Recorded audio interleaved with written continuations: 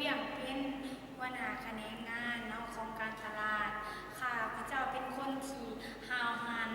และดิ้นรนต่อหน้าที่เวียงงานและทำเป็นคนอัธยาศัยดีเนาะบริษัทลาโก้เป็นบริษัทที่สร้างตั้งขึ้นโดยคนญี่ปุ่นแต่ดำเนินงานและปฏิบัติงานโดยคนลาวเนาะมีปัจจุบันนี้มีพนักงานทั้งหมดหลายกว่า500คนเนาะมีเป้าหมายในการสนองเงินทุนในแก่บรรดาพ่อแม่ประชาชนพนักงานและ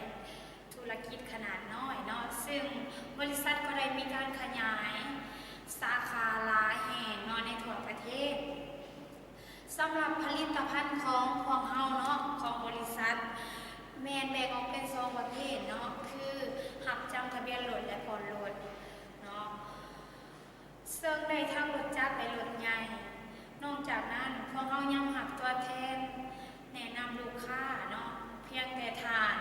แนะนำลูกค้าสินเชื่อให้ทางเฮาเนาะเฮาก็จะมีค่าตอบแทนให้ทานยิ่งทานแนะนำร้ายเท่าใดเนาะรับทานก็จะได้ร้ายเท่านั้นสนใจผลิตภัณฑ์หรือเป็นตัวแทนแนะนำลูกค้ามาให้ของเฮาเนาะติดต่อเบอร์